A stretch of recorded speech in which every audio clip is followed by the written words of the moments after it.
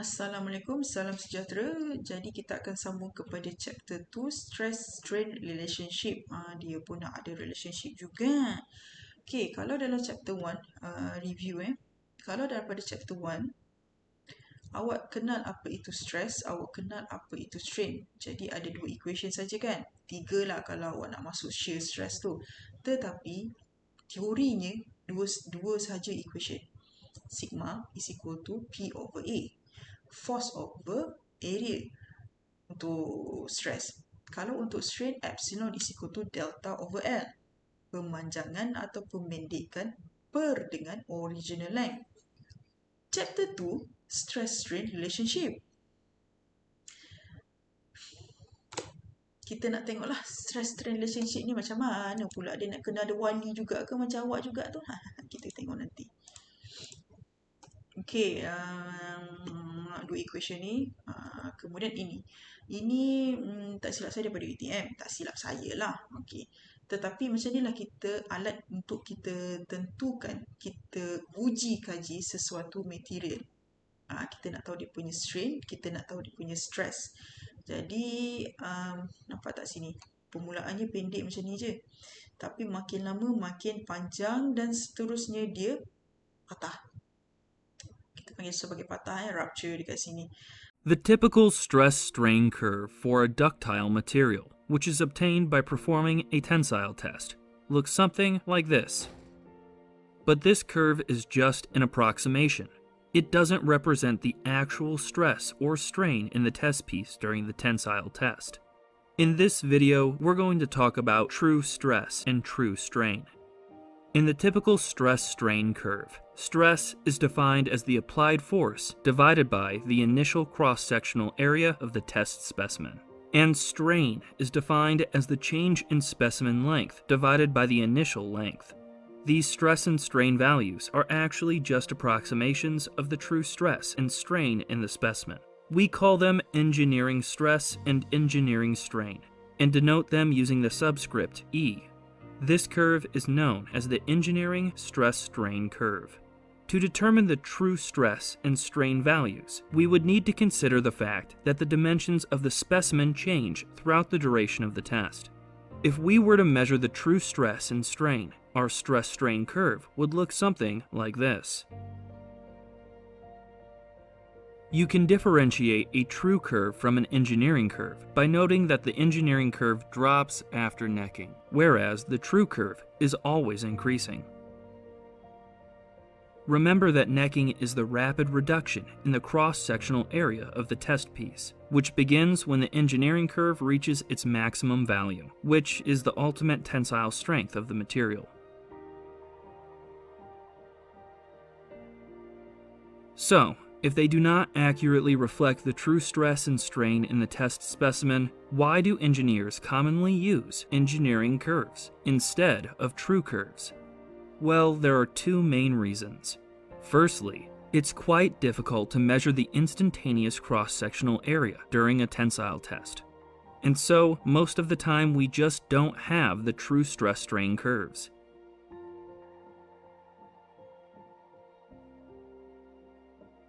And secondly, most of the time we are only analyzing or designing things which deform within the elastic region. As you can see here, the engineering and true curves are very similar for small strain values. But for cases where we have large plastic deformation, the difference between the two curves becomes significant. This is in large part due to the sudden reduction in the cross-sectional area of the test piece when necking occurs.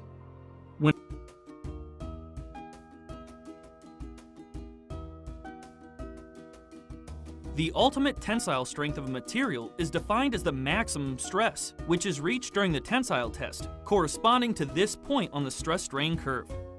It is the maximum stress the material can withstand during a tensile test. The yield strength is defined as the stress at which a material begins to deform plastically. Stressing a material beyond its yield strength will result in permanent deformation after the load is removed. Many structures and components are designed to ensure that they only deform elastically. This makes the yield strength a commonly used criterion for defining failure in engineering design codes. For ductile materials like mild steel, The yield and ultimate strengths are very similar in the tensile and the compressive directions. Tensile tests are usually easier to carry out than compression tests, and so compression tests aren't often performed for these materials. For brittle materials like concrete and ceramics, however, the material strength is much larger in compression than in tension. Ductility is a measure of the ability of a material to deform plastically before fracture. Let's return to our stress-strain curve.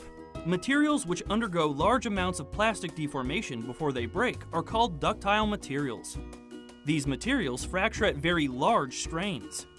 Mild steel and gold are examples of very ductile materials.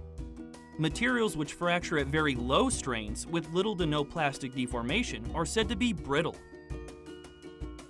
Glass and ceramics like porcelain are examples of brittle materials. Because they don't deform plastically, the concept of yield strength is irrelevant for brittle materials. There is no defined transition point between ductile and brittle behavior. Typically, a material which has a strain at fracture of less than 5% is considered to be brittle. Now that we have covered what ductile and brittle materials are, let's return to the question of why brittle materials are much stronger in compression than in tension. There are two factors at play. The first factor is that tensile loads tend to encourage the formation and propagation of cracks, whereas compressive loads do not, as illustrated here. The second factor is that in brittle materials, very little or no plastic deformation occurs to redistribute stresses at existing flaws. This means that large stress concentrations build up at the crack tip, resulting in fracture. In ductile materials, plastic deformation occurs, which relieves these localized stresses.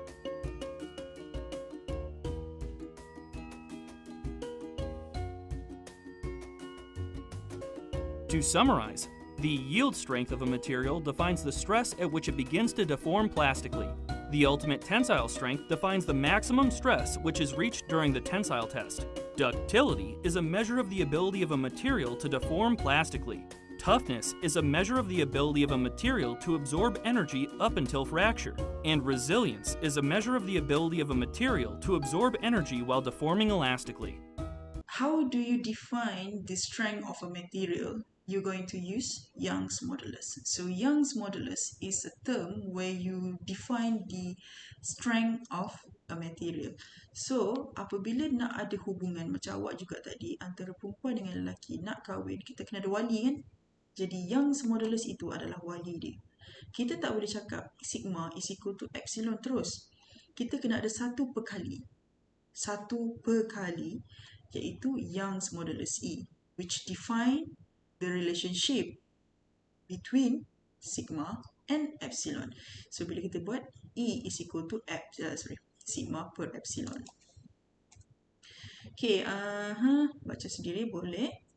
And then the slope of linearly elastic path, elastic modulus ataupun Young's modulus. Dia ada dua nama, sama ada elastic modulus ataupun Young's modulus. Kita biasa panggil Young's modulus. Then unit dia kilonewton per mm square. Okay, kalau suruh derive, derive ataupun proof, saya suka ni soalan-soalan macam ni. Delta is equal to PL over AE. Delta is equal to PL over AE. Proof this expression. Bermaksud dia nak tahu, kita nak tahu, saya nak tahu, awak tahu tak daripada mana equation ini berada.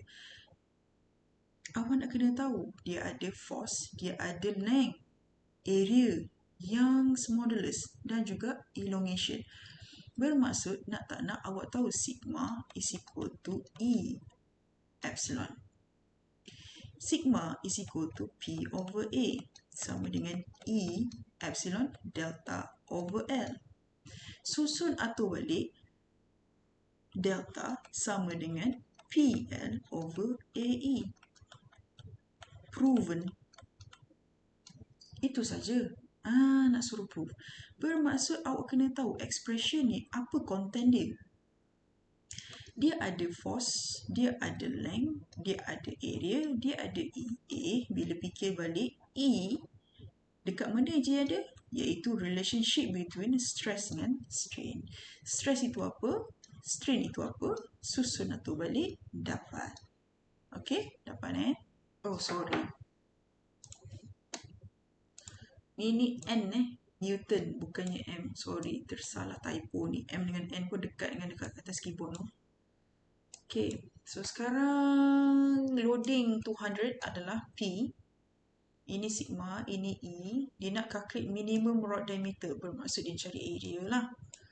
And then length that is suitable, L. Linear deformation dia adalah delta.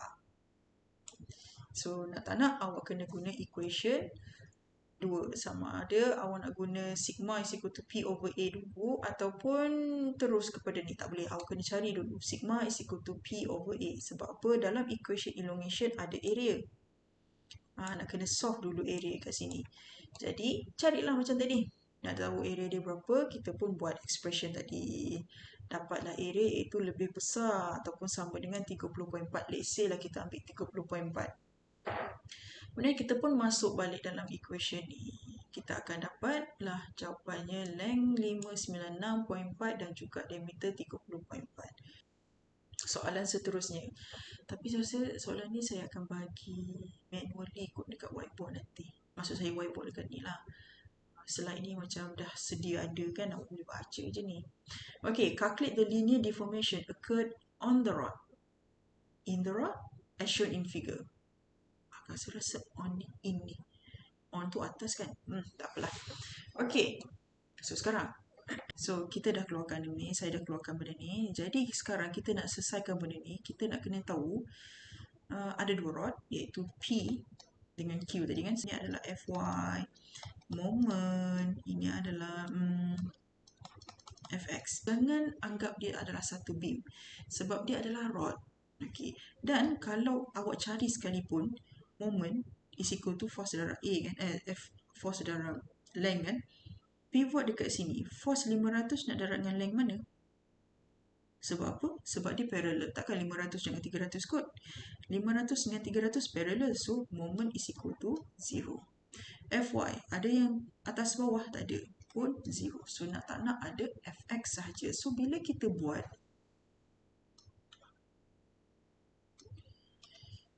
buat total Fx is equal to 0, 500 positif, 300 negatif, plus 200 plus Fx is equal to 0. Hence, your Fx is equal to 400 kilonewton. Yes, kilonewton. Ada lagi? Tak ada dah kan? Bermaksud dia bertindak ke kiri. Dan settle kat situ, settle. Kemudian, dia cakap apa tadi? Kenapa saya suka guna mouse? Calculate the linear deformation occurred in the rod. In the rod lah, saya tak biasa sebut on the rod ni. In the rod as shown in figure. Bermaksud, di setiap rod itu, awak kena cari dia punya internal force. Dia kena pecahkan lah.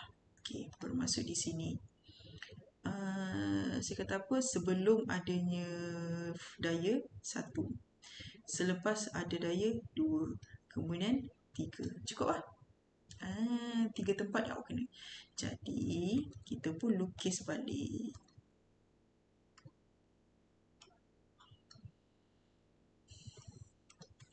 Lukis balik untuk section ni, kita ambil daripada kiri. Kita tahu ada 400 ke kiri. Sebab apa kita dapat lah ni? Ni kan 400. 400. Jadi, yang nak equilibrium mestilah 400 ke kanan. Bila kita nak lukis balik daripada ini A, ini B, ini C, cross section AA. Di cross section AA, saya tak tulis lah bawah dia. Okey, bolehlah. Okey, AA. Bila kita nak lukis cross section BB, kita ambil daripada ujung sampai habis. Yang ada adalah 400. Dekat sini adalah 500. Jadi dekat sini berapa? 100 ke kiri. Okey. Awak nampak tak? Awak nampak sini macam tak equilibrium, tapi kita, kalau buat dia equilibrium lah. Okey, sebab apa? 500 ke kanan, 400 ke kiri. Kita perlukan lagi 100 ke kiri. Baik, itu adalah untuk section BB. Untuk section CC kita ambil daripada hujung sehingga mana kita nak. Okey. So sini ada 500, sini ada 300, 400. Okey, berapa sini? 200. Okey. Boleh settle. Jadi di setiap section itu lain dia punya internal force. Di section AA 400 yang berlaku di sini, tapi bila jumpa 500 di bahagian BB ni berlaku pula lah 100 pula berlaku di situ. Perhatikan dia punya signage. Kan kuning. 400 tensile, 100 kompresif, 200 tensile. Keluar daripada bar itulah yang sebagai rod. Keluar daripada rod, masuk ke rod, keluar. Bermaksud ini adalah tensile, nampak ke? Ini adalah tensile, ini ada compression, ini adalah tensile. Dia nak apa tadi? Sekali lagi kita patah balik, takut lupa. Linear deformation. Linear deformation bermaksud delta lah. Deformation, pemanjangan ataupun pemendekan is equal to PL over AE. E telah diberi 200 kN mm square. Semua sama kan? Okey, semua sama. Jadi sekarang kita boleh buat 1 per dengan E darab dengan PL over A. Tetapi sini ada 2 rod. Total sigma is equal to total 1 over E darab PL over A. Bermaksud di sini terpecah kepada 2, iaitu rod P dan juga rod Q. Kecilkan boleh? Okey, kecilkan.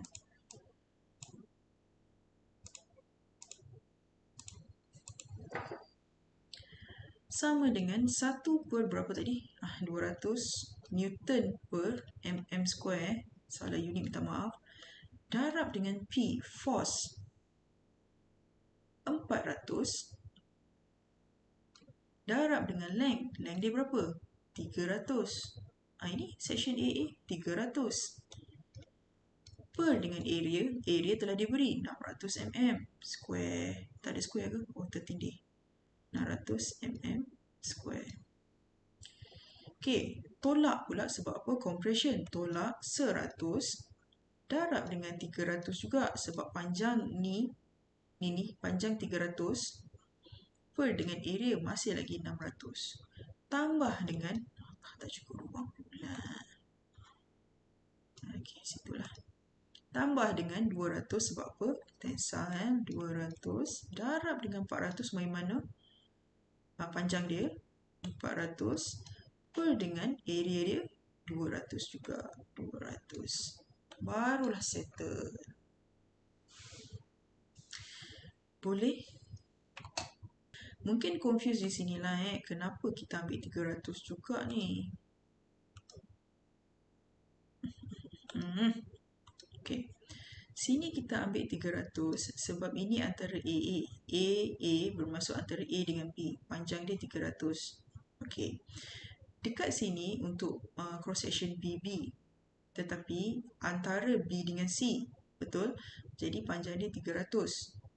Okey, pun 300 lah. Kemudian dekat sini section CC. Ini section BB. Ini AA. Section CC berlaku antara C dengan D, iaitu panjang dia 400. Sebab tu kita ambil 400. Okey, so kita pumpang-pumpang lah. Kita pumpang-pumpang. Jadi dia punya delta is equal to 2.75 mm. Okey, itu adalah elongation. Elongation, ini bermaksud 2.75 ini. Elongation disebabkan oleh force ini untuk semua rod ini, kedua-duanya, dengan P dengan Q. Okey, P dengan Q. Bukanlah salah satu. Bukanlah 2.75 tu berlaku pada P saja 2.75 berlaku pada Q saja, bukan untuk keseluruhan. Sebab apa? Total. Ini saya ambil satu contoh di mana kita nak tengok daripada mula sehingga akhir.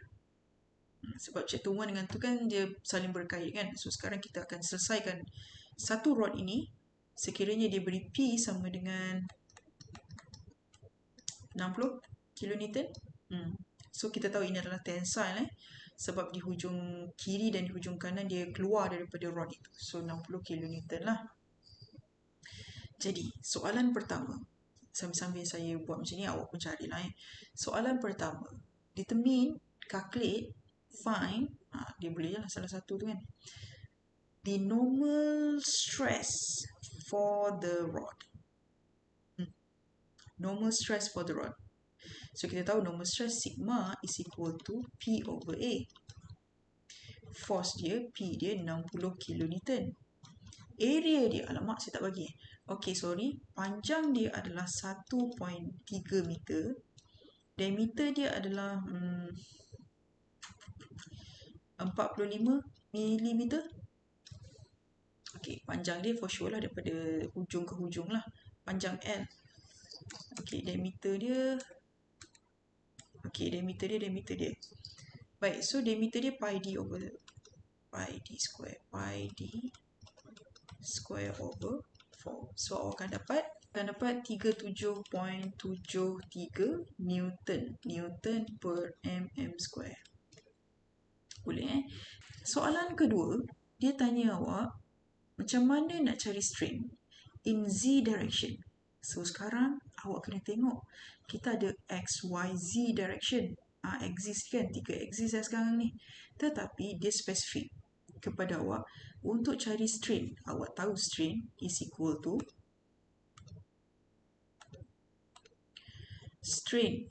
to delta over L.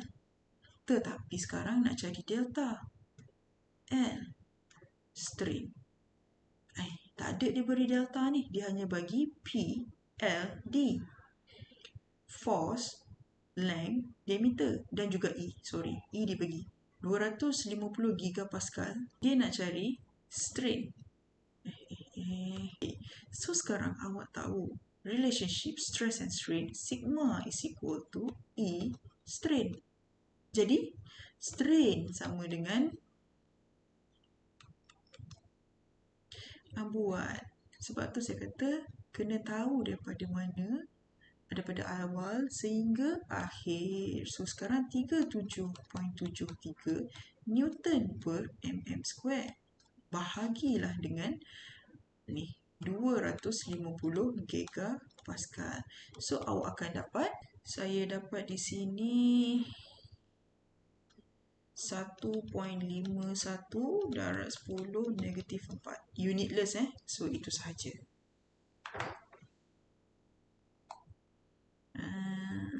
Okay.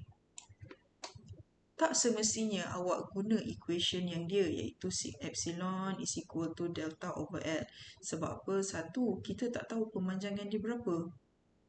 Ni dia tidak diberitahu. Kita tidak diberitahu pemanjangan elongation in Z axis ini yang disebabkan 600 itu berapa dia punya elongation.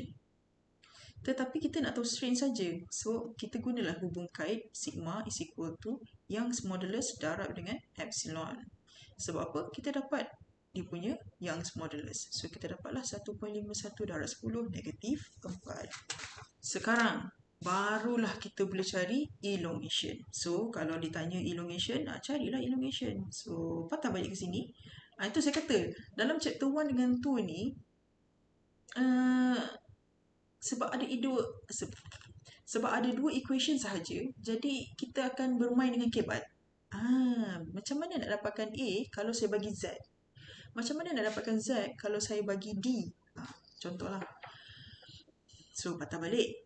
Ini kita nak cari elongation kan? Elongation sama dengan epsilon darab dengan length sama dengan 1.51 darab 10 negatif 4 darab dengan length dia adalah 1.3. Kita sudah dapat berapa ya? Elongation dia adalah 1.96 darab 10 negatif 4. Okey. Dapatlah tu.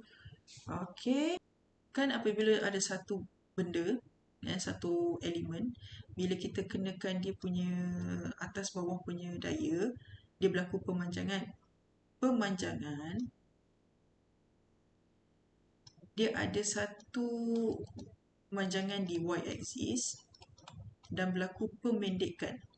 Bermaksud kalau gambar rajah dia besar macam ni tadi, membuncit tadi, dia akan berlaku pemendekan di x-axis. So, Poisson ratio defined by mu, tapi bentuk macam V kecil gitu. Okay, sama dengan negatif epsilon latitude per dengan epsilon longitude. Latitude ni kat mana longitude kat mana kalau kita tengok dalam globe?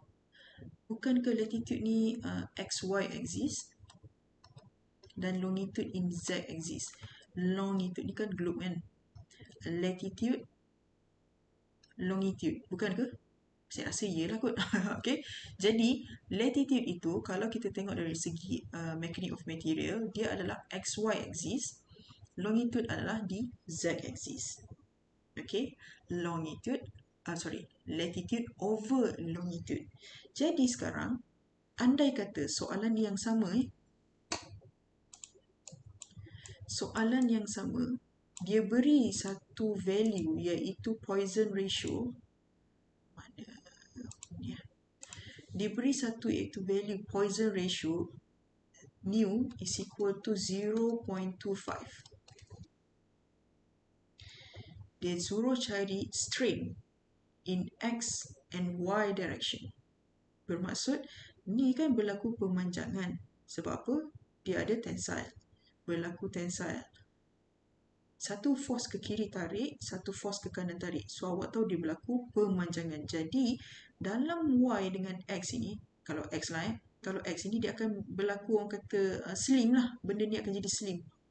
Kalau rod dia besar ni, mungkin jadi besar ni nanti. Okay, jadi slim. Maka, awak nak kena tahu dia punya strain in Y and X direction. Tetapi, di sini adalah rod. Y dengan X sama. Diameter, ini kan, takkan diameter sini jadi 10, sini jadi 5. Itu jadi lonjong pula tu. Tak. Kita proportionate. Okay, kalau bulat tu kita assume dia bulat kecil gitu. Okay. Jadi, X dengan Y itu adalah sama. So, nu sama dengan 0.25. Kita tahu 0.25. Itu nu lah. Nu sama dengan ni. Kemudian, apa tadi? Epsilon X sama dengan epsilon Y. Okay. Kita nak cari epsilon X dan epsilon Y ni lah kita nak cari. Sebab apa? Di X dengan Y axis. So, nu sama dengan negatif epsilon X ataupun Y per dengan epsilon Z. Epsilon Z ni bukan dah cari ke tadi? Yang mana ni.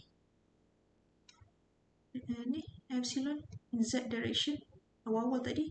Salin tak soalan yang saya bebel tu. Okay.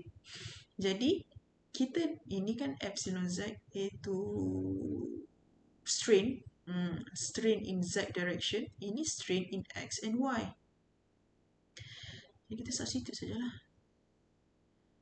Epsilon X ataupun Y sama dengan negatif nu darab dengan Z sama dengan 0.25.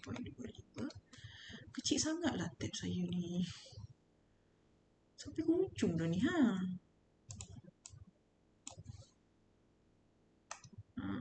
Darab dengan berapa tadi?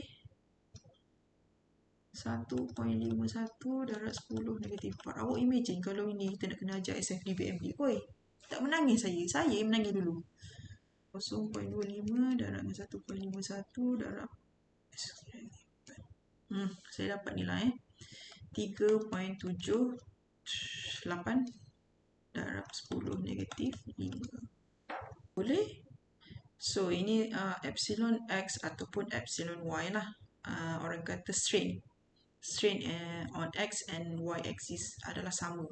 Okay, sebab dia bulatan. Kalau dia square, kalau kalau dia rectangular, lainlah juga kita kena carilah. Okay, sebab ada orang kata dimension lain-lain kan, rectangular. Sekarang, calculate the changes of the cross-section dimension. Kita nak cari pula cross-section changes. Perubahan cross-section pada X ataupun Y. Z tu taklah, Z tu elongation saja dik. Cross-section, kalau dimension kan kita biasa tengok dekat X dengan Y. Ni kan Z pemanjangan pemendikan. Ini Y, ini kan orang kata surface area. Paksi Y ataupun pada paksi X. Susah betul lah nak ajar online, serius saya cakap. Ke you all okay je? Saya yang rasa macam tak syok je ajar komputer gini. Okay. Jadi, memandangkan dia circle, apa tadi? Okay. Elongation X mesti sama dengan elongation Y. Okay. So, nak cari elongation, epsilon sama dengan delta over L tadi kan? So, delta sama dengan epsilon darab L. Sama dengan 3.78. Ni negatif Sorry, lupa pula nak tulis. Okay. Negatif 3.78 darab 10 negatif 5 darab dengan length, iaitu berapa length dia? Saya bagi berapa tadi? 1.3. So darablah 1.3 meter, sama dengan deformation kan? Deformation. Perkataan lain dia adalah changes in dimension. Itu sajalah contoh yang untuk chapter 2 ni. Okay.